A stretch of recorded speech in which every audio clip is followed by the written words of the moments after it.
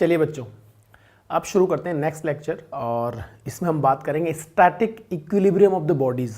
देखिए, Newton laws of motion के अंदर static equilibrium of the bodies पे बेस्ड काफ़ी क्वेश्चंस बनते हैं और इस कंसेप्ट का क्लियर होना बहुत ज़्यादा ज़रूरी है आपके लिए। क्यों ज़रूरी है? क्योंकि अगर आप स्टैटिक इक्विलिब्रियम को ठीक से समझ लेते हैं तो डेफिनेटली आपकी जो बहुत सारी प्रॉब्लम्स हैं वो बहुत ईजी हो जाएंगी। और यहाँ पे कुछ नहीं करना होता है, हमें बहुत सिंपल सी बात है। पहले हमें समझना होगा कि इक्विलिब्रियम होता क्या है। तो इक्विलिब्रियम की कंडीशंस क्या होती है कि अगर हम ट्रांसलेटरी इक्विलिब्रियम की बात करें तो किसी भी सिस्टम, बॉडी या पार्टिकल पर नेट फोर्स का जीरो होना ट्रांसलेटरी इक्विलिब्रियम को शो करता है।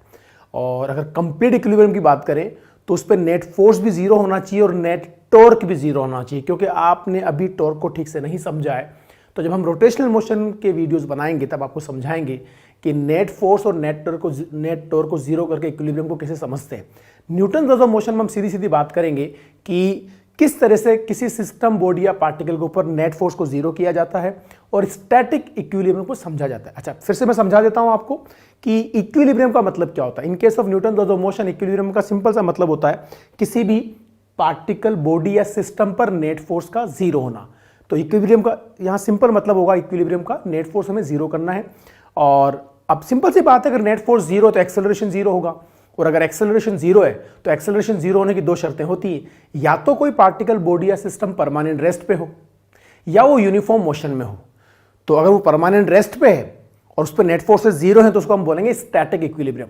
और अगर वो यूनिफॉर्म मोशन में है, मतलब वो रेस्ट पे नहीं है, उसकी वेलोसिटी कांस्टेंट बनी हुई है, तब भी उस पर नेट फोर्स जीरो होगा, तो उसको बोलेंगे हम ट्रांसलेटरी या डायनेमिक इक्विलिब्रियम। तो हम वन बाय वन समझने की कोशिश करते हैं इक्विलिब्रियम को। सबसे पहले आप यहां देखिए क्या लिखा हुआ है।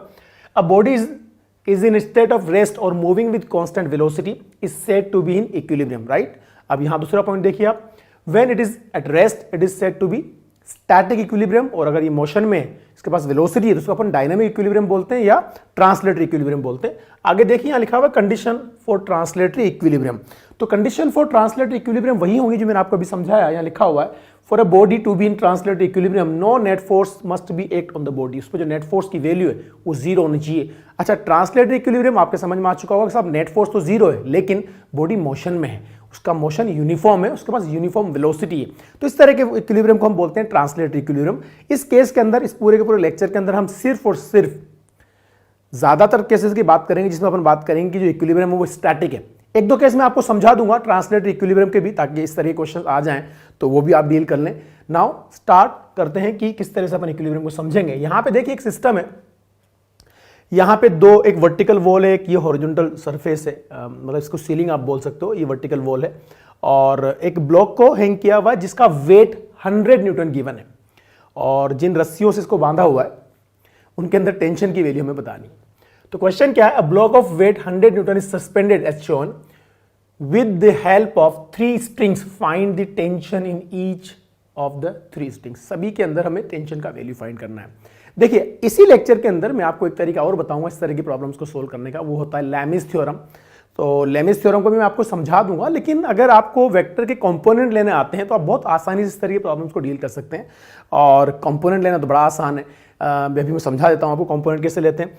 देखिए, मान लीजिए कि कोई भी वेक्टर है, सपोज एक्स वाई प्लेन के अंदर, ये एक्स एक्सिस है और ये वाई एक्सिस है, राइट। और एक्स वाई प्लेन के अंदर कोई वेक्टर आर है, राइट। तो बच्चों, अगर ये एंगल थीटा है, किससे, एक्स एक्सिस से मेजर किया गया एंगल थीटा है, तो हमने यहां एक परपेंडिकुलर ड्रॉप किया और इस आर का इसके अलोंग जो कंपोनेंट मिला उसको बोला मैंने आर एक्स, और इस आर का इसके परपेंडिकुलर इस तरफ जो कंपोनेंट बोला मिला उसको हमने बोला आर वाई। तो ये देखिए, ये वाली जो लेंथ होगी वो आर वाई के बराबर, ये वाली लेंथ जो होगी वो आर एक्स के बराबर। अब आपको एक यहां पे एक ट्राइंगल दिख रहा होगा, राइट एंगल ट्राइंगल। इस ट्राइंगल में अगर मैं साइन थीटा की वैल्यू लिखूं तो साइन थीटा क्या मिलेगा जरा बताएं। एक बार बता दीजिए मुझे, अगर ये आर वाई है तो ये भी तो आर वाई ही होगा ना, राइट। ये दोनों लेंथ इक्वल है तो ये आर वाई होगा। इसी तरह से अगर ये आर एक्स है तो ये भी आर एक्स होगा। ये बात तो क्लियर हो चुकी होगी। जरा मुझे बताइए, आपको ट्रिग्नोमेट्रिक रिलेशंस अगर आते हैं तो आप मुझे बताइए, साइन थीटा की वैल्यू अगर लिखना चाहूं तो क्या लिखूंगा, सब sine theta is perpendicular upon hypotenuse. तो आप देखिए कि जो हाइपोटेनियस है वो तो आर बनेगा और इस थीटा के लिए परपेंडिकुलर आर वाई बनेगा, तो R Y divided by R हो जाएगा। यहां से हम आर वाई इक्वल टू लिखेंगे आर साइन थीटा। मतलब वाई एक्सिस के अलोंग जो आर का कंपोनेंट आ रहा है वो आर साइन थीटा लिखा जाएगा। इसी तरीके से अगर मैं इसी ट्राइंगल के अंदर कॉस थीटा की वैल्यू लिखूं तो बच्चों कॉस थीटा क्या होता है, बेस अपॉन हाइपोटेनस। तो इस ट्राइंगल के लिए बेस बनेगा, ये हाइपोटेनस बनेगा, हाइपोटेनस आर के बराबर है, बेस आर एक्स के बराबर है, तो R X divided by R. तो आप मुझे बताइए यहां से आर एक्स की वैल्यू आपको क्या मिल जाएगी, आर कॉस थीटा, राइट। बहुत सिंपल चीज थी। तो अच्छा मुझे एक बात बताइए, अब मैं इसको डायरेक्टली कैसे समझाऊं आपको कि साहब आप एक बात याद रखेंगे, जिस एक्सिस से थीटा मेजर किया हुआ है उस एक्सिस के अलोंग जो कंपोनेंट आता है वो कोस कंपोनेंट लिखा जाता है, आर कोस थीटा, और उसके परपेंडिकुलर इस तरफ मेन वेक्टर को बीच में रखते हुए इसके परपेंडिकुलर जो कंपोनेंट आएगा जिसको अपन ने वाई कंपोनेंट बोला है आर का, वो आर साइन थीटा लिखा जाएगा। एक बात क्लियरली दिमाग में सेट कर लें, जिस एक्सिस से एंगल मेजर किया है उसके अलोंग कोस कंपोनेंट आएगा, उसके परपेंडिकुलर साइन कंपोनेंट आएगा। मैं आपको कुछ एग्जांपल देके और समझाने की कोशिश करता हूं। आप एक काम कीजिए, अब एक सिंपल सी बात बताइए मेरे को कि अगर मान लें कि ये जरूरी तो नहीं है कि हम यहीं से एंगल मेजर करें, मान लेता हूं कि मैंने यहां से इस एंगल को अल्फा लिखा और उसको बीटा लिखा। अब अगर आपसे कहा जाए कि साहब मुझे अल्फा को एंगल कंसिडर करते हुए कंपोनेंट लिखने हैं आर के, तो क्योंकि अल्फा मैंने एक्स एक्सिस से मेजर किया हुआ तो इधर तो आएगा आर कोस अल्फा और इधर आ जाएगा आर साइन अल्फा, यानी इसकी वैल्यू हो जाएगी आर साइन अल्फा के बराबर। बजाय अल्फा के अगर मैं बीटा को एंगल कंसीडर करता तो आप क्या करते कि साहब बीटा अगर आपने एंगल कंसीडर किया है तो जिस एक्सिस से आपने बीटा को मेजर किया हुआ है उसके अलग कोस कंपोनेंट लिखेंगे। मतलब इसको अगर एंगल मानूंगा तो ये हो जाएगा मेरे पास आर कोस बीटा और इसके परपेंडिकुलर आ जाएगा आर साइन बीटा। तो उम्मीद है आपको समझ में आ चुका होगा कि हम किस तरह से कोस और साइन कंपोनेंट लिखते हैं। जिस एक्सिस से हमने एंगल मेजर किया हुआ है उसके अलोंग लिखेंगे अपन, उसके अलोंग लिखेंगे कोस कंपोनेंट, उसके परपेंडिकुलर लिखेंगे साइन कंपोनेंट। तो इस तरह से कंपोनेंट लिए जाते हैं। अब यहां पर हम इसकी एप्लीकेशन करेंगे बार बार, तो आपको और अच्छे से समझ में आ जाएगा कि साहब कंपोनेंट को कैसे यूज किया जाता है। होपफुली कंपोनेंट का एक बेसिक सा आइडिया मैंने आपको दिया है और आपको समझ में आया होगा। अब यहां देखिए बच्चों ध्यान से, अगर ये पूरा का पूरा सिस्टम रेस्ट पे है तो ये जो पॉइंट ओ है ये भी रेस्ट पे होगा। तो हमने क्या किया, पॉइंट ओ को यहां बना लिया, ये पॉइंट ओ है। जरा बताइए, अगर मैं आपसे जानना चाहूं कि साहब ये जो वेट मैंने हैंग किया हुआ है उसके अंदर टेंशन T1 है, तो यहां तो टेंशन T1 लिख देता हूं मैं। यहां से देखने पे वही टेंशन T1 इधर दिखेगा। इस तरफ टेंशन मैंने T2 लिखा और इस तरफ टेंशन मैंने T3 लिखा, राइट। अब हम एक काम करते हैं कि देखिए ये जो टेंशन है ये तो आपने T1 लिखा है और इस तरफ जो टेंशन है वो आपने T2 लिखा है, इस तरफ का जो टेंशन है वो आपने T3 लिखा है। और आपको ये भी पता है कि ये जो एंगल है ये एंगल 60 डिग्री गिवन है। तो अगर ये एंगल 60 डिग्री गिवन है तो डेफिनेटली ये वाला एंगल भी 60 डिग्री ही होगा। ये तो आपको समझ में आता ही होगा, ठीक है। अच्छा एक बात बताइए, अगर मैं आपसे पूछूं what will be the value of T1, तो आप कहेंगे साहब T1 तो हम सिंपली बात कर सकते हैं, ये बॉडी अगर रेस्ट पे है तो T1 ने इसके वेट W को बैलेंस किया होगा और W की वैल्यू है 100 न्यूटन। मतलब T1 की वैल्यू मुझे डायरेक्टली पता है 100 न्यूटन, ठीक है। तो T1 is equal to 100 Newton, ये मुझे पता है। अब हम एक काम करते हैं कि इस T3 का जिस एक्सिस से मैंने थीटा एंगल मेजर किया हुआ है, T3 इस तरफ था, उसका जो ये वाला कंपोनेंट आएगा वो T3 cos 60 डिग्री आएगा और इसका इस तरफ जो कंपोनेंट आएगा वो T3 sin 60 डिग्री आएगा। अब आप बात कर सकते हैं कि देखिए क्या है, अगर मैं इस वेक्टर के कंपोनेंट ले चुका हूं तो वेक्टर वहां से वेनिश आउट हो चुका है। याद रहे या तो वेक्टर एग्जिस्ट करेगा या उसके कंपोनेंट एग्जिस्ट करेंगे। अगर आपने कंपोनेंट ले लिए हैं तो फिर आप वेक्टर को अज्यूम नहीं कर सकते, उसको आपको वहां से हटाना पड़ेगा। मतलब मैं T3 को दो पार्ट्स में रिजोल्व कर चुका हूं, दो टुकड़े कर चुका हूं, तो अब मेरा T3 यहां से हट चुका होगा। तो मेरे पास सिंपली कितने फोर्सेज हो गए कि साहब वर्टिकली डाउनवर्ड T1 है, वर्टिकली अपवर्ड T3 cos 60 है, राइटवर्ड डायरेक्शन के अंदर T3 sin 60 है और लेफ्टवर्ड डायरेक्शन के अंदर T2 है। तो मैं एक सीधी सीधी बात करूंगा कि साहब ये जो मेरे पास T3 cos 60 है वो 100 से बैलेंस हो रहा होगा। मतलब T3 cos 60 की वैल्यू होती है बच्चों 1/2 और ये बैलेंस हो रहा है T1 से, मतलब 100 न्यूटन से। तो क्या आपको यहां समझ में आता है कि T3 की वैल्यू हमारे पास मिल चुकी है, इट इज 200 न्यूटन। तो हमारे पास T1 ऑलरेडी मिल गया था 100 न्यूटन, T3 आपको मिल गया कितना 200 न्यूटन, बचा हमारे पास T2 जिसकी वैल्यू है T3 cos 60 के बराबर। तो हम क्या करने वाले हैं यहां पर, अब हम कैलकुलेट करेंगे T2 की वैल्यू। तो T2 will be equal to T3 sin 60 degree, right. तो T3 हमने निकाला है बच्चों 200 न्यूटन एंड sin 60 होता है रूट 3/2, सोल्व करने पे क्या मिला 100√3 न्यूटन, ये है T3। तो इस तरीके से हमें तीनों टेंशन्स की वैल्यू मिल गई। तीनों टेंशन हम कैलकुलेट कर चुके हैं। आगे कुछ और एग्जाम्पल करते हैं जिससे और समझ में आएगा कि किस तरह से हम स्टैटिक इक्विलिब्रियम पे बेस्ड प्रॉब्लम्स को डील करते हैं, राइट। इनकी आप प्रैक्टिस करेंगे तो आपका डेफिनेटली इन कंसेप्ट पे बहुत अच्छा होल्ड आ जाएगा। मूव करते हैं नेक्स्ट क्वेश्चन की तरफ। वापस देखिए, लगभग सिमिलर क्वेश्चन है, जस्ट प्रैक्टिस के पॉइंट ऑफ व्यू से सेम तरह का क्वेश्चन मैंने लिया है। A mass is hung with a light extensible string in figure, find the tension in horizontal string. यानी ये हॉरिजॉन्टल स्ट्रिंग, इसके अंदर टेंशन फाइंड आउट करना है। अब हम क्या करते हैं बच्चों, वापस से मान लेते हैं यहां का टेंशन T1 है और यहां का टेंशन T2 है और यहां का टेंशन T3 है। मुझे T2 की वैल्यू फाइंड आउट करनी है, T2 मुझे फाइंड आउट करना है। जरा मुझे एक बात बताइए, अगर एम मास हैंग किया हुआ है तो यार ये जो mg है उसको कौन बैलेंस करेगा साहब? उसको तो सीधा सीधा T1 ही बैलेंस करेगा। तो T1 की वैल्यू तो mg के बराबर होगी। मैं आपको ऑलरेडी टेंशन वाले सेक्शन के अंदर पढ़ा चुका हूं कि टेंशन का बिहेवियर पुलिंग होता है और pulling is always away from the point of observation. तो अगर आप एम से बैठ करके देखोगे तो T1 आपको ऊपर नजर आएगा, P पॉइंट पे बैठ के देखोगे तो T1 आपको नीचे नजर आएगा। तो T1 P के रेस्पेक्ट में T1 नीचे होगा लाइक दिस, और T1 की वैल्यू mg के बराबर है, राइट। अब हम क्या करेंगे, आपको पता है कि साहब ये एंगल 30 डिग्री है, तो डेफिनेटली ये वाला एंगल भी 30 डिग्री ही होगा। तो T3 का जो ये कंपोनेंट आएगा वो आएगा T3 cos 30 डिग्री, जबकि इसका जो वर्टिकल कंपोनेंट आएगा वो आएगा T3 sin 30 डिग्री। अब तो हमारा काम आसान हो गया कि साहब T3 sin 30 से T1 बैलेंस हो रहा होगा और T3 cos 30 से T2 बैलेंस हो रहा होगा। मतलब मैं ऐसा लिख सकता हूं कि T3 sin 30 degree must be balance by T1 which is equal to mg। तो यहां से T3 की वैल्यू क्या मिल जाएगी, sin 30 1/2 हो जाएगा, 2 को यहां मल्टीप्लाई करोगे तो आपको मिल जाएगा 2mg। मतलब आपको T3 की वैल्यू मिल चुकी है, आपको T1 ऑलरेडी मिल चुका था। Now we will talk about the T2 जो हमसे पूछा है। तो आप मुझे बताइए क्या T2 की जो वैल्यू है वो होगी T3 cos 30 डिग्री, डेफिनेटली होगी।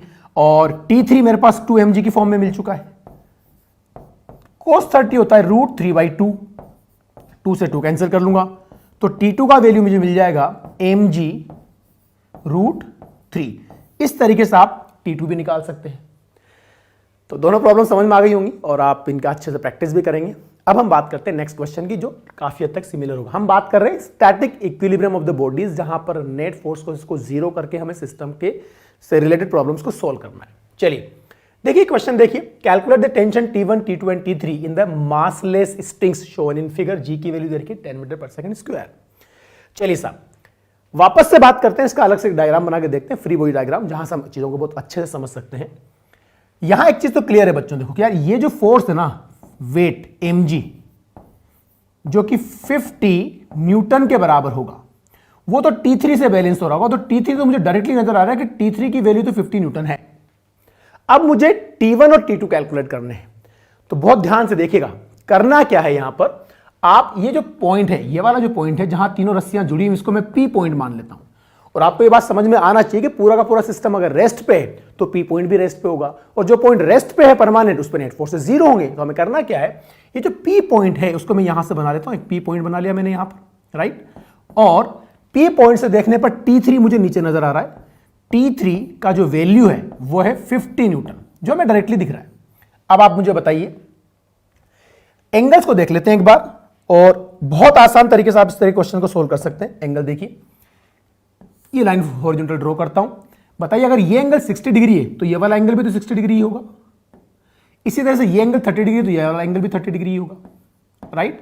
अब इधर का टेंशन T1 है, इधर का टेंशन T2 है, तो हम क्या करते हैं, पहले T1 को रिजोल्व करते हैं। बताइए T1 का ये जो हॉरिजॉन्टल कंपोनेंट आएगा वो कितना आएगा, इस तरफ आपके साथ एंगल 30 उधर, और आपने सिखाया कि जिस तरफ से एंगल मेजर किया जाता है उधर कोस कंपोनेंट आता है। तो ये आ जाएगा T1 cos 30 डिग्री, जबकि इस T1 का जो इधर वाला कंपोनेंट आएगा वो आएगा T1 sin 30 डिग्री। ये बात क्लियर। अब मुझे T2 के कंपोनेंट लेने हैं, तो T2 का जिस एक्सिस से हमने एंगल मेजर किया हुआ है उसके अलोंग आएगा कोस कंपोनेंट, मतलब इस तरफ आ जाएगा T2 cos 60 डिग्री, और इस T2 का उसके परपेंडिकुलर मतलब वर्टिकली अपवर्ड जो कंपोनेंट आएगा वो आएगा T2 sin 60। तो बच्चों इधर आ जाएगा T2 sin 60 डिग्री। अब आपके लिए चीजें बहुत आसान हो गई हैं। कैसे? आप कहेंगे साहब जो वर्टिकली अपवर्ड लगने वाले फोर्सेस यानी ये दोनों, वो तो इस T3 से बैलेंस हो रहे होंगे, जबकि T2 cos 60 T1 cos 30 से बैलेंस हो रहा होगा। तो आप सबसे पहले क्या करेंगे कि साहब हम एक इक्वेशन बना लेते हैं। T1 sin 30 की वैल्यू होती है 1/2, तो sin 30 इन दोनों का सम कर रहा हूं, T1 sin 30 एक बार मैं पूरा लिख देता हूं, T1 sin 30 plus T2 sin 60 must be equal to 50 newton. एक इक्वेशन हमारी ये मिल गई। दूसरी इक्वेशन हमें क्या मिली? ये वाली T1 cos 30 मतलब इस तरफ लगने वाला फोर्स, इस फोर्स से बैलेंस हो रहा होगा, that must be equal to T2 cos 60 degree. T1 cos 30 होता है √3/2, T2 cos 60 होता है 1/2, 2 कैंसिल आउट हो जाएगा, और यहां से आपको T2 का जो वैल्यू मिला वो मिला √3T1। एक इक्वेशन हमें ये मिल गई। अब हम वापस इस इक्वेशन को यूज करेंगे और आसानी से आंसर निकाल लेंगे। देखिए इस इक्वेशन को यूज करेंगे हम वापस। चलिए ये इक्वेशन आपसे क्या बोलती है कि साहब इस इक्वेशन के अकॉर्डिंग, इस वाली इक्वेशन के अकॉर्डिंग T1 sin 30 क्या होगा? 1/2, तो T1/2 हो गया। T2 sin 60 क्या होगा? √3/2, तो T2 √3/2 ये हो गया, और इसकी पूरे की वैल्यू किसके बराबर है बच्चों? 50 न्यूटन के बराबर। तो ये 50 न्यूटन के बराबर आ गया। अब मुझे T1 T2 में रिलेशन पता है। आप मुझे बताइए T2 की वैल्यू √3T1 लिख सकता हूं, तो T1/2 प्लस T2 की वैल्यू लिख रहा हूं √3T1 इंटू √3/2। आपके समझ में आ चुका होगा कि मैं T2 की वैल्यू √3 पुट की है यहां पर, ये ठीक है। चलिए साहब यहां एक काम करते हैं, √3, अच्छा इसकी वैल्यू किसके बराबर है? 50 न्यूटन के बराबर। तो जरा मुझे बता दीजिएगा कि √3 इंटू √3 3 हो जाएगा, तो T1/2 प्लस ये हो जाएगा 3T1/2, और सोल्व करने पे मिलेगा 2T1, and that must be equal to 50 newton. So what is the value of T1? T1 equal to मिल जाएगा 25 न्यूटन। अब तक हमें ऑलरेडी सबसे पहले हमने T1 की वैल्यू फाइंड आउट कर ली थी, तो डायरेक्टली आपको नजर आ रहा था। इक्वेशंस को सोल्व करके हमने T3 की वैल्यू फाइंड कर ली थी, वो हमें 50 न्यूटन डायरेक्टली मिल गया था, और हमने T1 की वैल्यू फाइंड आउट कर ली 25 न्यूटन। आपको अगर T1 पता है तो फिर आपको T2 भी पता है। So what will be the value of T2? T2 must be equal to √3 times of T1 मतलब 25 √3 न्यूटन। इस तरीके से हमें T1, T2 और T3 की वैल्यू मिल चुकी। ठीक है, तो आपको क्या करना है, इसका वीडियो ठीक से समझना है, उसके बाद सिर्फ क्वेश्चन को अपनी कॉपी में कॉपी करना है और अपने आप इस क्वेश्चन को सोल्व करने की प्रैक्टिस करनी है। हमेशा क्वेश्चंस प्रैक्टिस के लिए वो उठाने चाहिए जो थोड़े से मुश्किल हो। अगर आप थोड़े से मुश्किल क्वेश्चन की प्रैक्टिस करेंगे तो डेफिनेटली इजी क्वेश्चन तो बहुत आसानी से सोल्व कर ही लेंगे। बच्चे जनरली क्या करते हैं, कंफर्ट जोन में जाने के लिए इजी क्वेश्चन की प्रैक्टिस करने की कोशिश करेंगे, और जब वो इजी क्वेश्चन करने की प्रैक्टिस करते हैं तो वही लेवल अगर आता है तो हम थोड़ा सा अनकंफर्टेबल फील करते हैं, थोड़ा सा भी मुश्किल सवाल आगे तो और मुश्किल हो जाएगा। And this is not difficult question, simple था। आपको हॉरिजॉन्टल कंपोनेंट इक्वल करने थे और वर्टिकल कंपोनेंट एक दूसरे के इक्वल करने थे। कंपोनेंट लेना मैंने आपको सिखाई दिया। तो इस तरह के क्वेश्चन की आप प्रैक्टिस करें, आप खुद इमेजिन करके देखें कि अगर इस तरह के क्वेश्चन को आप सोल्व कर लेते हैं तो इसके पहले के जो 2 क्वेश्चन मैंने आपको करवाए हैं वो आप बहुत आसानी से सोल्व कर लेंगे। लेकिन इससे पहले वाले क्वेश्चन अगर आपने प्रैक्टिस की और इसको नहीं किया तो उसको करने के बाद इसको करना मुश्किल है आपके लिए। इसलिए ऐसे क्वेश्चन की प्रैक्टिस करें जिसके थ्रू आपसे बाकी क्वेश्चन बहुत आसानी से सोल्व हो जाए, ना कि ऐसा क्वेश्चन की प्रैक्टिस करें जो सोल्व करने के बाद बाकी क्वेश्चन सोल्व ना हो। चॉइस आपकी है। मूव करते हैं नेक्स्ट क्वेश्चन की तरफ। Lami's theorem. Yes, Lami's theorem.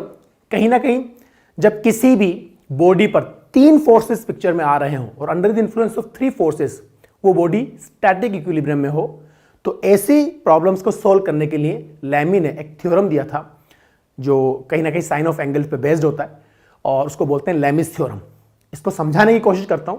हालांकि मैं आपको अभी भी यही मशवरा दूंगा कि लेमिस थ्योरम में आपको समझा देता हूं, इससे क्वेश्चन कैसे सोल्व करते हैं वो भी समझा देता हूं, लेकिन आप कंपोनेंट पे अपना होल्ड लेके आए, कंपोनेंट मेथड से लेकर के इस क्वेश्चन को सोल्व करेंगे तो आप ज्यादा कंफर्टेबल रहेंगे। मैं कई बार देखता हूं बच्चे बाद में थ्योरम भूल जाते हैं और अल्टीमेटली उनको कंपोनेंट मेथड यूज करना ही पड़ता है।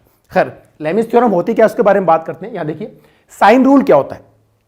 अच्छा, पहले एक बात समझ लीजिए, आपने वेक्टर में पढ़ा होगा कि अगर मेरे पास बहुत सारे वेक्टर्स हैं और उनको इस तरह से अरेंज किया जाता है कि एक वेक्टर के हेड से दूसरा वेक्टर स्टार्ट होता है। सपोज वेक्टर ए है, इसके हेड से स्टार्ट हुआ दूसरा वेक्टर बी, फिर इसके हेड से स्टार्ट हुआ तीसरा वेक्टर सी, फिर इसके हेड से स्टार्ट हुआ चौथा वेक्टर डी, इस तरह से वेक्टर बने।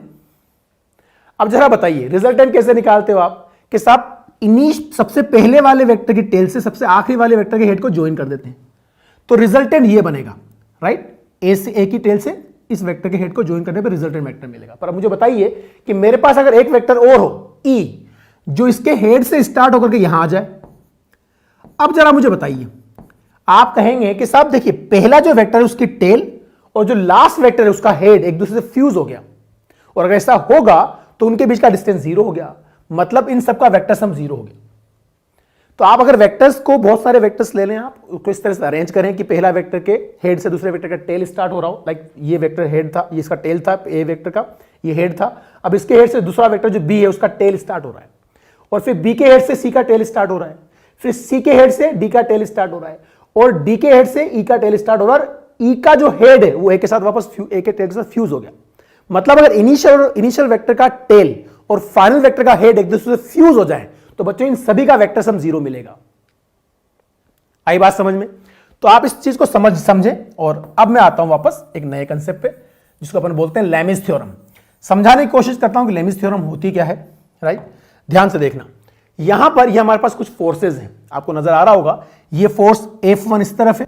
अब F1 के हेड से F2 की टेल स्टार्ट होती है, F2 यहां फिनिश आउट होता है, F2 के हेड से F3 का टेल स्टार्ट होता है, और F3 का हेड वापस F1 की टेल से आके फ्यूज हो जाता है।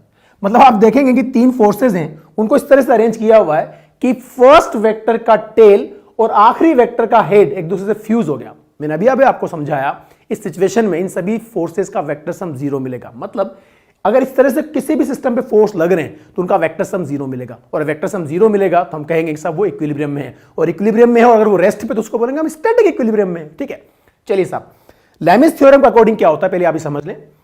बहुत आसान है, इट्स वेरी इजी। कि जैसे मान लो लेमिस थ्योरम क्या बोलती है कि कोई भी वेक्टर आपके पास जैसे फोर्स है, इस फोर्स के जस्ट सामने वाला जो एंगल है अल्फा, उसका sine of alpha F1 divided by sine alpha की value F2 divided by sine beta के बराबर होगी, और वही value F3 divided by sine gamma के बराबर होगा। मतलब आपको हमें क्या देखना है, ध्यान से क्या लिखा हुआ है यहां, F1 बाय साइन अल्फा, ये वाला फोर्स और इसके सामने जो एंगल लिखा हुआ उसका sine of angle equal to F2 और इसके सामने जो एंगल लिखा हुआ उसका साइन ऑफ एंगल बराबर होगा, यानी F2 बाय साइन बीटा होगा। इसी तरह से F3 और उसके सामने वाला एंगल जो गामा लिखा हुआ उसका साइन ऑफ एंगल, तो F3 divided by sign of gamma equal होंगे। ये लेमिस थ्योरम है। इसकी दूसरी फॉर्म देखिए वहां पर, ये एक डायग्राम और है, यहां देखिए F1 इस तरफ लगा हुआ है, F2 इस तरफ है, F3 इस तरफ है, और यहां एंगल बोल दिया हमने ABC। इस सिचुएशन में आप क्या देखेंगे कि F1 और इसके सामने वाला angle sine alpha, F1 by sine alpha, ये देखिए equal to F2 divided bye इसके सामने का जो एंगल है उसका साइन, मतलब F2 divided by sine beta. इसी तरह से F3 divide by sine alpha, sine C sorry, F1 by sine A, F2 by sine B, F3 by sine C। मतलब आपको क्या करना है, F1 जो फोर्स है उसके अपोजिट जो एंगल है उसका साइन ऑफ एंगल लिखना है, F2 और उसके अपोजिट जो एंगल है B उसका साइन ऑफ एंगल लिखना है, फिर F3 और उसके अपोजिट जो एंगल है उसका साइन ऑफ C लिखना है। बहुत सिंपल है। अब यूज करते हैं इसको अपन कुछ क्वेश्चंस के अंदर। देखिए यहां पर एक क्वेश्चन है, सबसे पहले तो मैं ये वाला क्वेश्चन आपको कंपोनेंट से सोल्व करके बताता हूं, फिर हम लेमिस थ्योरम की भी बात करेंगे। हमसे कहा जाता है कि 10 kg का ब्लॉक है जो सस्पेंडेड है किसी स्ट्रिंग के थ्रू, फिर अपन एक हॉरिजॉन्टल फोर्स F इस तरफ लगा दिया है और इस सिस्टम को रोक के रखा है। हमें बताना ये कि जो रस्सी AB है उसके अंदर टेंशन क्या होगा। कंपोनेंट मेथड से अगर बात किया जाए तो बच्चों एंगल 60 डिग्री गिवन है, तो अगर ये एंगल 60 डिग्री है तो डेफिनेटली ये वाला एंगल भी 60 डिग्री ही होगा, राइट। अब मान लेता हूं यहां का टेंशन T है, तो आपको ये समझ में आता होगा कि T का जो ये कंपोनेंट है वो T cos 60 डिग्री होगा, और T का जो ये कंपोनेंट है वो T sin 60 डिग्री होगा। अब हमें यह समझ में आता है कि T sin 60 को F को बैलेंस करेगा और T cos 60 mg को बैलेंस करेगा। mg की वैल्यू जो यहां पे हो जाएगी, आपको पता है कि mg आपको 10 गिवन है, तो mg हो जाएगा हमारे पास 100 न्यूटन। मतलब T cos 60 की वैल्यू 100 न्यूटन के बराबर होगी, तो T cos 60 हो जाएगा 1/2 and that must be balance by 100। It will gives T equal to 200 newton. तो जो टेंशन एबी में पूछा था वो आपको डायरेक्टली मिल गई 200 न्यूटन। लेकिन मुझे आपको इसी क्वेश्चन को लेमिस थ्योरम से सोल्व करके बताना है। ध्यान से समझना, अगर इस क्वेश्चन को मैं लेमिस थ्योरम से सोल्व करूंगा तो क्या होगा। लेमिस थ्योरम से सोल्व करने पर अभी अभी मैंने आपको सिखाया कि कोई भी फोर्स और डिवाइडेड बाय उसके सामने का जो एंगल है उसका साइन ऑफ एंगल लिखा जाता है। तो यहां ध्यान से समझें, हम फिर से बात करते हैं। अगर ये एंगल 60 डिग्री है तो डेफिनेटली ये वाला एंगल भी 60 डिग्री होगा, और अगर ये 60 है और ये 90 आपको नजर आ रहा है तो ये पूरा जो एंगल होगा 60 प्लस 90 ये 150 डिग्री हो जाएगा। एंड डेफिनेटली ये तो आपको 90 नजर आ ही रहा है, और ये पूरा एंगल 360 होता है तो ये 150 और ये 90, तो बचा हुआ एंगल क्या बचा हमारे पास 120 डिग्री। इसका ये मतलब हुआ कि हमें, अगर ये mg है इस तरफ, ये mg है, ये f है और ये t है, तो t के सामने वाला एंगल 90 पता है, mg के सामने वाला एंगल 150 पता है, और f के सामने वाला एंगल 120 पता है। मतलब मैं लेमिस थ्योरम को यूज कर सकता हूं। हम लेमिस थ्योरम को कैसे यूज करेंगे बच्चों, mg डिवाइडेड बाय उसके सामने वाले जो एंगल है उसका sine 150 degree equal to t, और सामने वाला एंगल क्या है 90, तो t divided by sine 90 degree equal to f divided by sine 120, तो f divided by sine 120 degree. अब यहां थोड़ा सा ट्रिग्नोमेट्रिक आइडेंटिटीज आपको आनी चाहिए, ठीक है। Sine 180 minus theta sine theta के बराबर होता है, तो बताइए ये कितना है 150, तो अगर 180 में से इसको माइनस कर दोगे तो क्या बचेगा 150 माइनस साइन 180 माइनस 150 क्या बचेगा साइन 30, तो इसकी जो वैल्यू होगी वो साइन 30 के बराबर होगी। मतलब इसको लिखूंगा mg divided by sign 30 degree. फिर देखिए साइन 90 तो आप जानते ही कोई दिक्कत वाली बात ही नहीं, तो sine t upon sine 90 degree, right. वैसे भी साइन 180 माइनस 90 ही होगा, तो साइन 90 मिला equal to f divided by sine 120 है, तो साइन 180 माइनस 120 करोगे तो 180 माइनस 120 मिलेगा 60, तो ये मिल जाएगा आपको साइन 60 के बराबर। एग्री। अच्छा हमें क्या निकालना था, हमें तो t निकालना था। अच्छा हमें mg ऑलरेडी पता है, तो हम सिर्फ इस वाले रिलेशन को यूज करेंगे और t की वैल्यू निकाल लेंगे। बताइए mg डिवाइडेड बाय साइन 30 होता है 1/2 equal to t divide by sine 90 होता है 1, तो यहां से 2 ऊपर चल जाएगा, तो आप मुझे बताइए t की वैल्यू आपको क्या मिल गई, t इक्वल्स टू मिल गया आपको 2 mg, और mg हो जाएगा हमारे पास 100, तो ये मिल जाएगा आपको 200 न्यूटन। तो आपने इसको लेमिस थ्योरम से भी सोल्व कर लिया। मूव करते हैं नेक्स्ट क्वेश्चन की तरफ। होपफुली दोनों तरीके आपको समझ में आ चुके होंगे, और आपको ये भी मुझे बताना है कमेंट बॉक्स के अंदर कि आपको तरीका कौन सा बेटर लगा, कंपोनेंट मेथड या लेमिस थ्योरम, ठीक है। चलिए यहां पे देखिए क्या है, a ball of mass 10 kg is placed as shown, find normal reaction given by surface in equilibrium। कुछ बच्चे तो मजे लेना स्टार्ट कर देंगे, सर गोल्फ बॉल और वो भी 10 kg की, ओ माय गॉड कौन खेलता होगा 10 kg गोल्फ बॉल से। देखिए एक डायग्राम बना हुआ है, उस पर गोल्फ लिखा हुआ है, ठीक है। इससे ज्यादा अकल लगाने की जरूरत नहीं है कि गोल्फ बॉल 10 kg की कैसे हो सकती है। यस गोल्फ बॉल तो बहुत छोटी होती है, कुछ ग्राम्स में इसका वेट होता है। तो हमने एक ऐसा ही बॉल डायग्राम बना ली है, उस पर लिखा हुआ था ऑलरेडी गोल्फ, तो उसको यूज कर लिया। पर ये 10 kg की कोई बॉल ऐसे मान के चले, और ये एंगल 60 डिग्री गिवन है। अब आपको मैंने एक चीज बताई थी कि देखिए ये एक ऐसी सरफेस है और यहां पर कोई बॉल रखी हुई लाइक दिस, ये बॉल को यहां पे रखी हुई और इसका मास m है, तो इधर तो मिलेगा हमें mg और ग्राउंड से इधर रिएक्शन फोर्स मिल जाएगा N इक्वल टू mg। अगर मैं आपसे पूछूं कि इस वर्टिकल वॉल से मिलने वाला नॉर्मल रिएक्शन कितना, तो आपका आंसर होगा 0। मैं आपको सिखा चुका हूं 0 क्या होगा। हमने कहा था नॉर्मल रिएक्शन एक प्रेसिंग फोर्स है। जब भी एक सरफेस किसी ना किसी फोर्स से प्रेस होती है तो नॉर्मल रिएक्शन पिक्चर में आता है। बताइए क्या इस वॉल से इस कंडीशन में कोई नॉर्मल मिलेगा? साहब इधर कोई नॉर्मल नहीं मिलेगा, ये 0 होगा। लेकिन अगर मैं इधर कोई फोर्स अप्लाई कर दूं तो उस फोर्स से अब ये वॉल प्रेस होगी तो उतना नॉर्मल उधर प्रोड्यूस कर देगी। फॉर एग्जांपल एफ फोर्स अगर मैं लगा देता हूं इस तरफ तो अब इस एन की वैल्यू एफ के बराबर हो जाएगी। ठीक है, ये कहानी क्लियर है पूरी की पूरी। अब जरा एक बात बताइए, अगर इस हॉरिजॉन्टल सरफेस को मैं से उठाना शुरू करूं, आप इमेजिन करके देखें क्या इसको उठाने शुरू करने से ये वाली वॉल नॉर्मल देना शुरू करेगी? डेफिनेटली शुरू कर देगी। आप एक काम कीजिएगा, अपनी जो बुक है उस बुक को कुछ पेजेस को 90 डिग्री फोल्ड करके ऐसे खोल लें और अपनी पानी की बोतल बीच में रख लेना। आप समझ रहे मैं क्या कह रहा हूं? अपनी बुक या अपना रजिस्टर जो होता है उसको ऐसे खोल लें, कुछ पेजेस नीचे होंगे, कुछ पेजेस 90 डिग्री पे होंगे। तो आप ये हॉरिजॉन्टल सरफेस मान लेंगे और ये वर्टिकल सरफेस मान लेंगे और उस पर बीच में एक बोतल रख देंगे।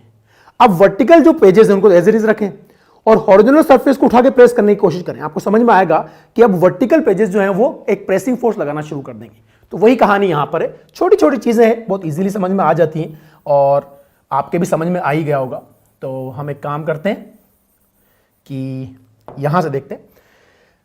हमसे कहा जाता है कि what is the normal reaction given by surface in equilibrium.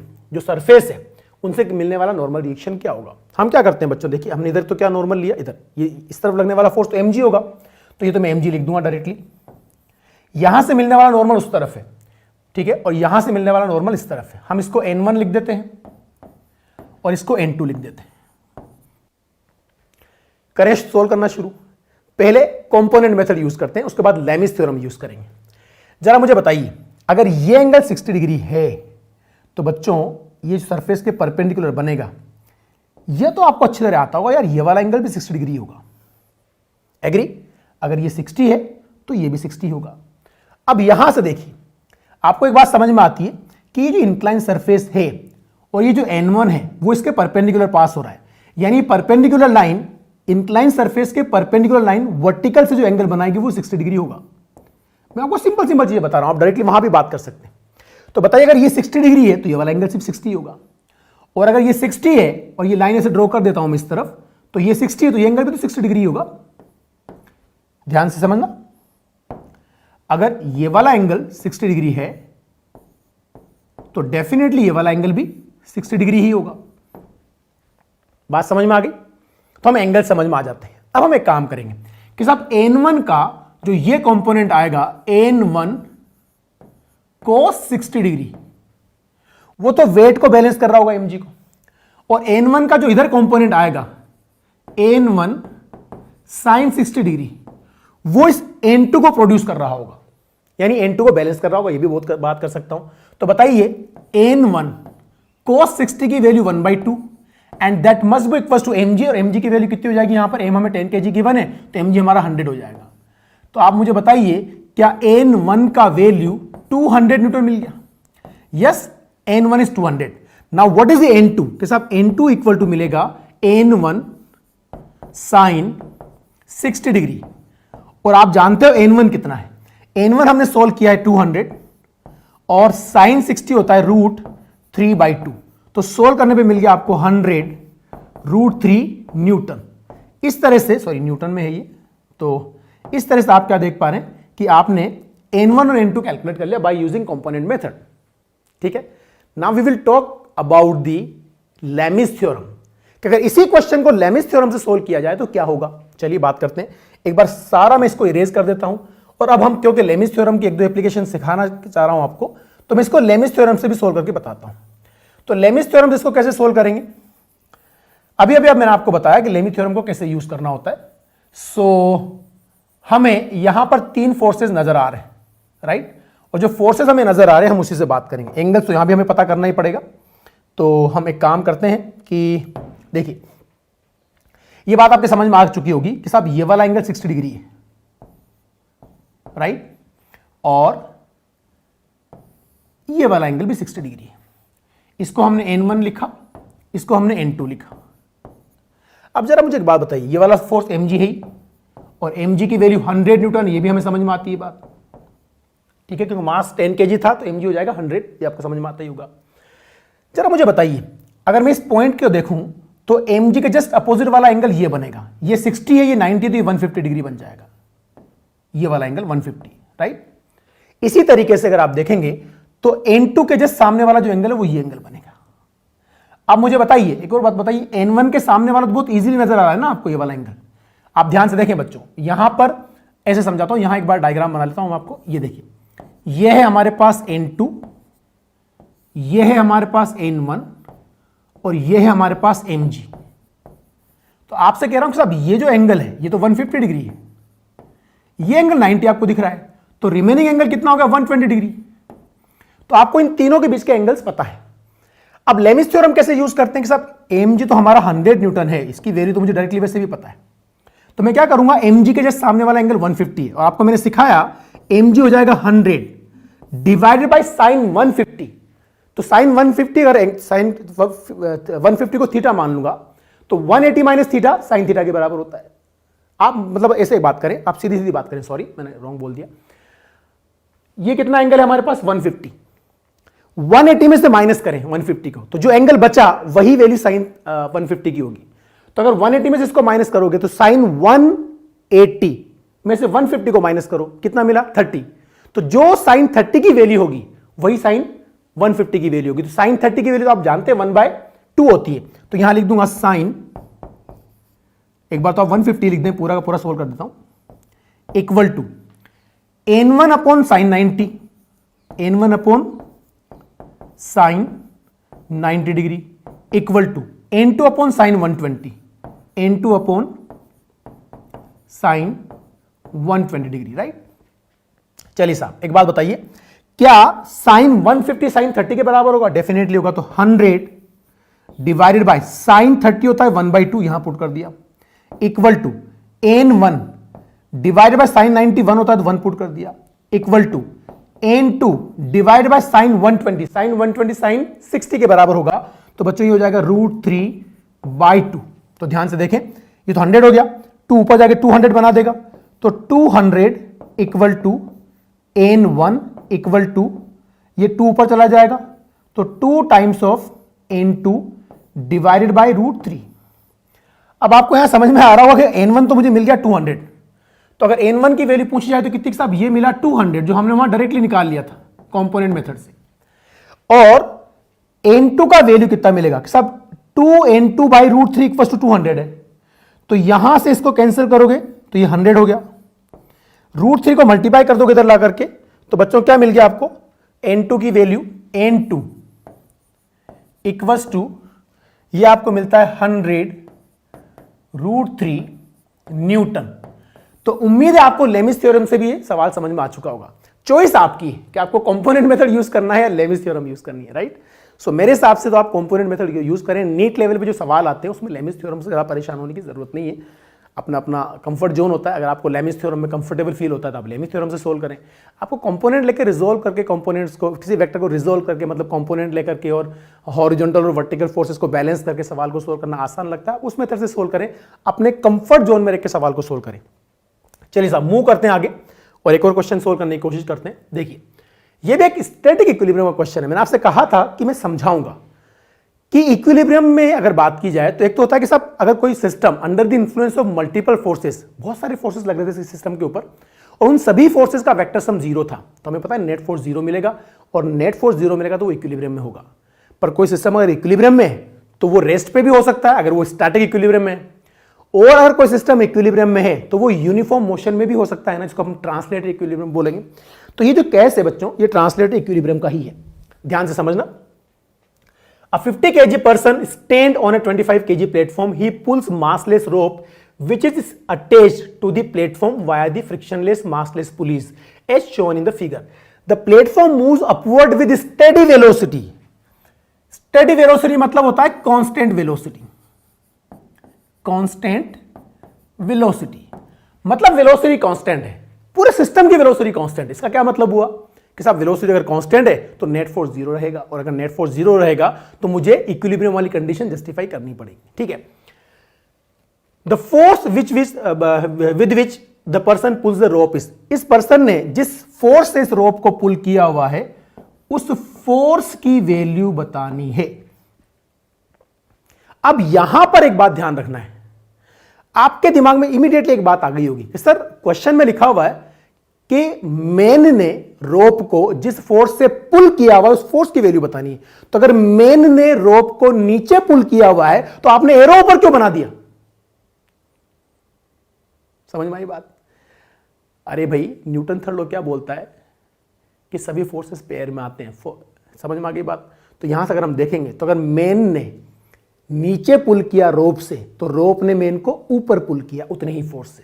कभी भी आप देखना कि यहीं पे एक रस्सी लटकी हुई उसको आप नीचे पुल करें तो जो नीचे पुल करेंगे, एक छोटा सा एक्सपेरिमेंट करके देखना आप कि एक वेइंग मशीन पे खड़े हो जाना और एक रस्सी लटका देना और उस रस्सी को पुल करने की कोशिश करना और अपना वेट को ध्यान से ऑब्जर्व करना कि आपका वेट बढ़ता है या कम होता है।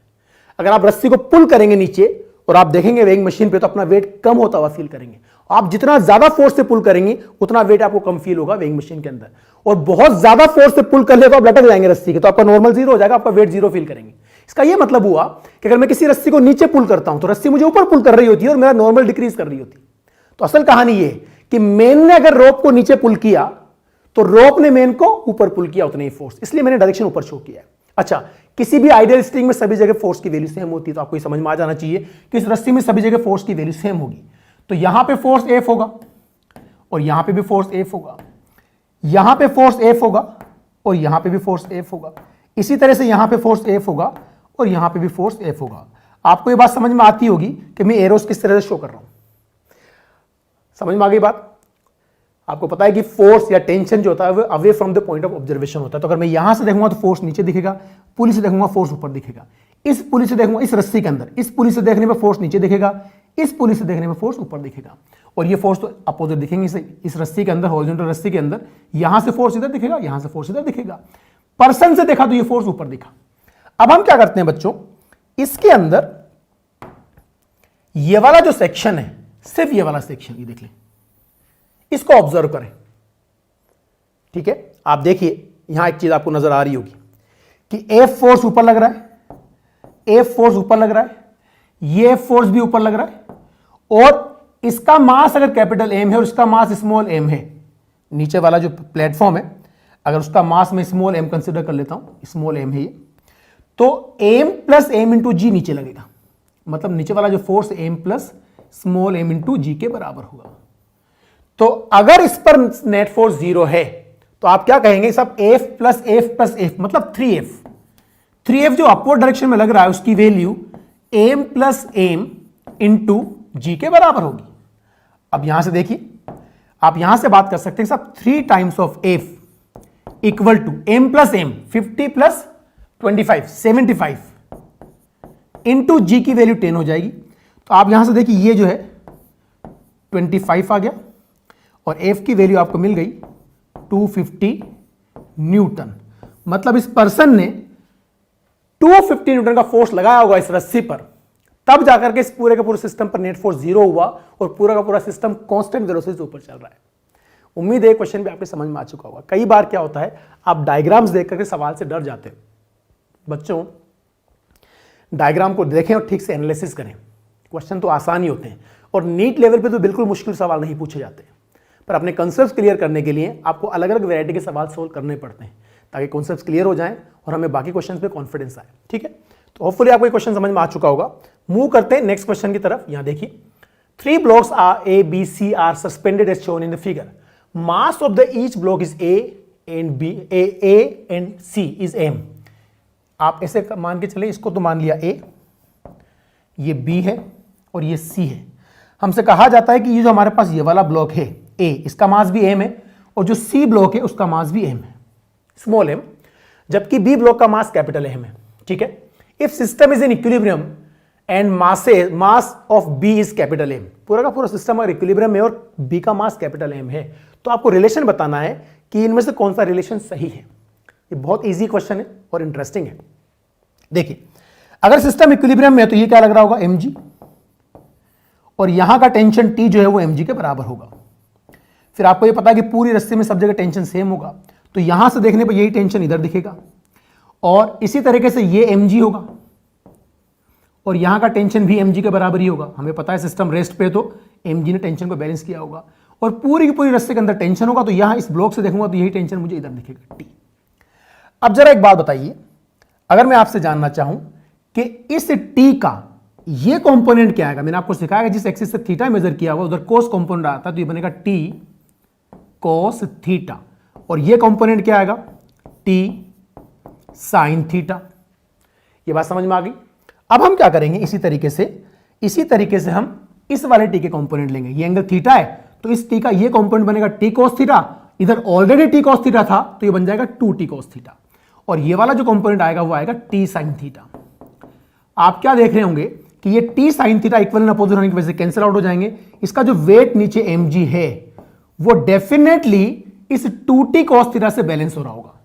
तो आप ऐसे लिखेंगे कि सब for equilibrium 2T cos theta equal to capital mg होगा, और T की वैल्यू स्मॉल mg के बराबर है, तो 2 small mg cos theta equals to capital mg।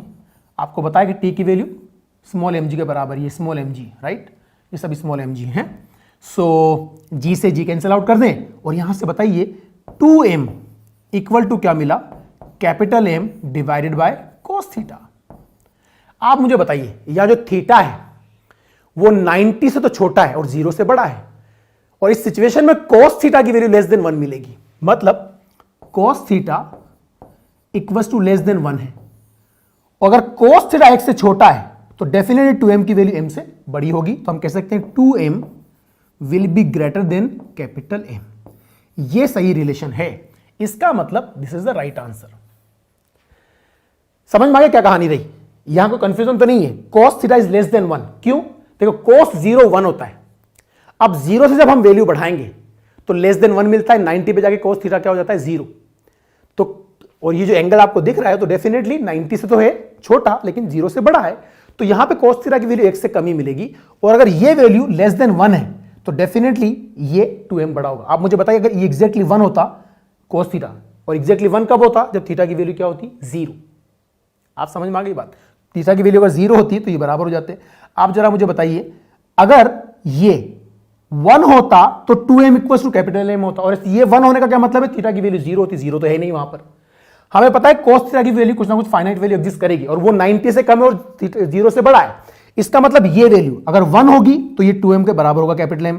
इसको 1 से छोटा करूंगा, इसकी वैल्यू डिक्रीज करूंगा तो इसकी वैल्यू बढ़ेगी, मतलब 2m is greater than capital M।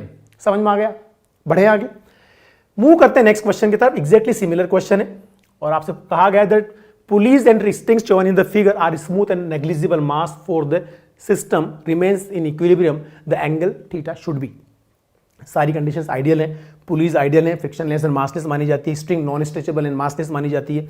इस सिचुएशन के अंदर थीटा की वैल्यू बतानी है। आप मुझे बताइए बच्चों, ये जो फोर्स होगा अगर सिस्टम रेस्ट पे, तो स्मॉल mg की वैल्यू t के बराबर होगी, इसी तरीके से ये स्मॉल mg t के बराबर होगा, ठीक है।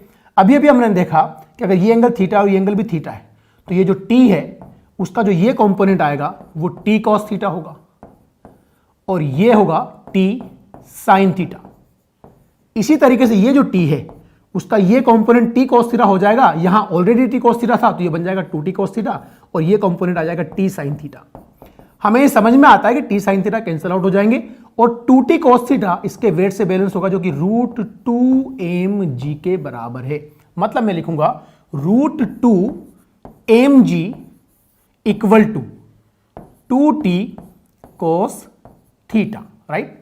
बताइए मुझे, यहां पर t की वैल्यू स्मॉल mg के बराबर है, तो √2mg equal to 2 into small mg into cos theta, right. mg से mg को कैंसिल करें, cos थीटा की वैल्यू आपको मिली √2/2, जिसको मैं लिख सकता हूं 1/√2। cos 1/√2 क्या होता है बच्चों, cos थीटा इक्वल अगर 1/√2 है तो थीटा क्या मिलेगा 45 degree. That means this answer is correct. ठीक है, ये क्वेश्चन भी आपको समझ में आ चुका होगा। एक और क्वेश्चन करते हैं जो कि इसी कंसेप्ट पे बेस्ड है, मतलब बेस्ड ऑन स्टैटिक इक्विलिब्रियम। देखिए, ये एक इंटरेस्टिंग और इजी क्वेश्चन है और काफी बार एग्जाम में पूछा जाता है, अलग अलग तरीके से पूछा जाता है। कभी आपसे कहते हैं कि एक रोप है, तार, स्ट्रिंग, उसके ऊपर एक चिड़िया बैठी हुई है, चिड़िया के वेट की वजह से वो वायर स्ट्रेट होने के बाद थोड़ा डिप कर देता है। आपसे पूछा जाएगा कि उस स्ट्रिंग के अंदर टेंशन का वैल्यू क्या हो कि वो स्ट्रिंग हॉरिजॉन्टल बना रहे। एग्जैक्टली वही क्वेश्चन ये भी किसी हद तक है। आप देखिए 2 पर्सन जो है एक रोप से 100 kg का वेट पुल करने की कोशिश कर रहे हैं और 100 kg का वेट नीचे लग रहा है। हमसे कहा जाता है 2 persons hold a rope of negligible weight tightly at its ends, दोनों एंड से टाइटली उन्होंने उसको पुल किया हुआ है, so that it is horizontal, so that it is horizontal. A 100 kg weight is attached to the rope at the midpoint which is now no longer remains horizontal। पहले क्या हुआ कि 2 लोगों ने रस्सी को खींचा हुआ है, इतना ताकत से खींचा हुआ है कि रस्सी हॉरिजॉन्टल है। अब हमने 100 kg का वेट बीच में हैंग कर दिया ताकि अब स्ट्रिंग हॉरिजॉन्टल ना रहे, पहले से हॉरिजॉन्टल होगी। आपको यहां समझा देता हूं कि ये देखिए पहले स्ट्रिंग जो है वो ऐसे हॉरिजॉन्टल रही होगी, अब आपने एक वेट हैंग कर दिया तो हॉरिजॉन्टल नहीं रही, अब ये किसी ना किसी एंगल पे चली गई। अगर मान लो ये एंगल थीटा है तो ये एंगल भी थीटा है सिमेट्री की वजह से, राइट। अब आपको ये समझ में आता होगा साहब यहां का टेंशन टी है तो यहां का टेंशन भी टी ही होगा। आगे सवाल पढ़ते हैं कि अब ये हॉरिजॉन्टल नहीं रहती, find the minimum tension required to completely straighten the rope. तो ये रोप है, कम से कम कितना टेंशन प्रोड्यूस किया जाए रोप के अंदर ताकि वो स्ट्रेट हो जाए वापस, ठीक है। एक लॉजिक बताइए आप मेरे को, क्या किसी भी वर्टिकल फोर्स को हॉरिजॉन्टल फोर्स से बैलेंस करना पॉसिबल है? इम्पॉसिबल।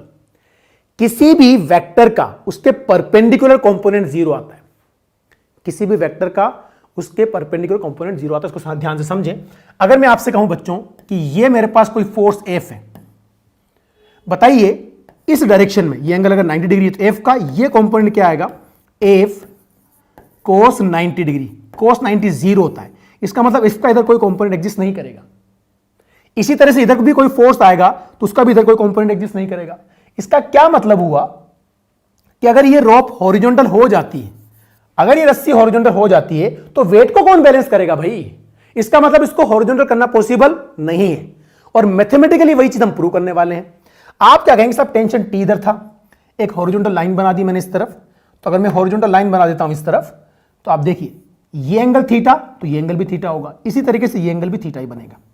अब इस टी का ये कंपोनेंट बनेगा टी कॉस थीटा और ये बनेगा T sine theta.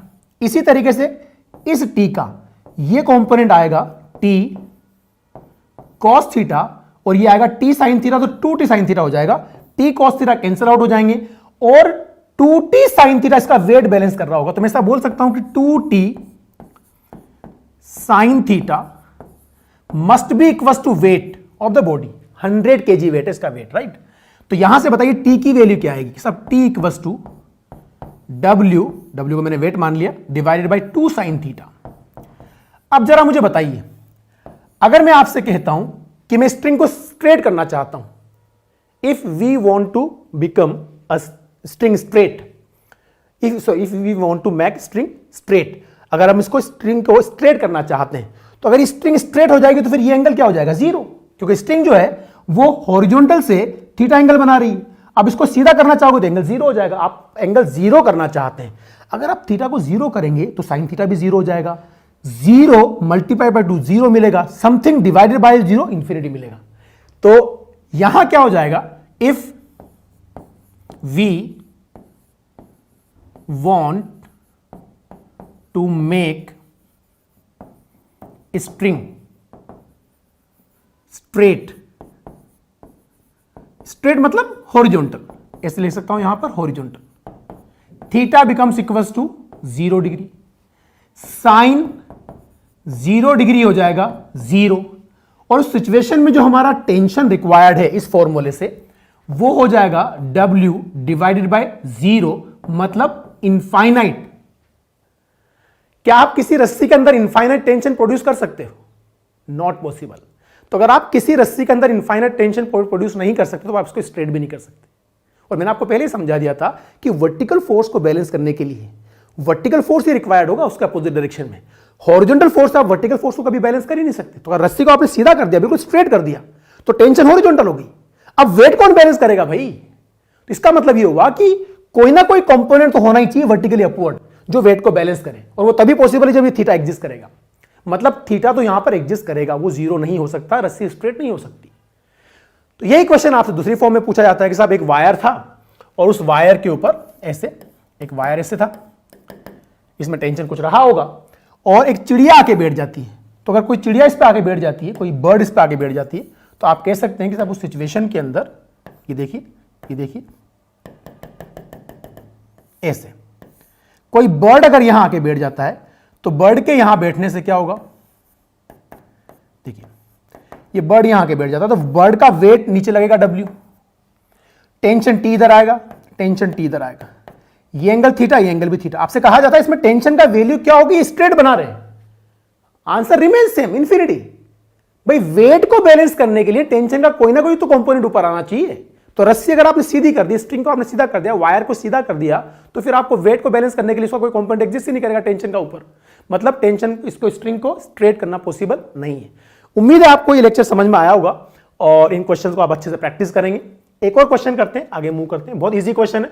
Find tension in the string if mass 6 kg and small m is 4 kg। Capital M 6 kg, इसका मतलब ये जो फोर्स होगा वो कैपिटल mg के बराबर होगा और ये 60 न्यूटन बन जाएगा। स्मॉल m की वैल्यू 4 kg गिवन है, ये 4 kg है। आप बच्चों मुझे बताइए, ये रस्सी आपने अगर बांधी हुई, पूरा का पूरा सिस्टम रेस्ट पे है, तो हमें टेंशन की वैल्यू बतानी। तो आपके सब सिस्टम अगर रेस्ट पे है, तो ये यहां का टेंशन T1 होगा, वो तो 60 न्यूटन के बराबर आ जाएगा। और आप जानते हो एक स्ट्रिंग में सब जगह टेंशन सेम बना होता है, तो यहां भी टेंशन T1 ही होगा, यहां पे भी टेंशन T1 ही होगा, ये वाला टेंशन भी T1 होगा, जो कि किसके बराबर होगा? 60 न्यूटन के बराबर, राइट? 60 न्यूटन ऐसे लिखते हैं। तो ये जो टेंशन T1 है वो 60 न्यूटन है।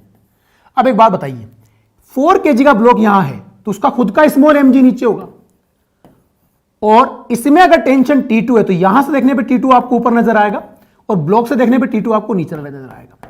तो अगर आप इस वाले ब्लॉक का इक्विलिब्रियम देखेंगे, तो आप क्या देख रहे हैं कि ऊपर की तरफ है T1 जो कि 60 न्यूटन के बराबर है। ये ब्लॉक है हमारे पास 2 kg का, खुद का mg इधर है स्मॉल mg जो कि 20 न्यूटन बनेगा, और T2 इस तरफ है।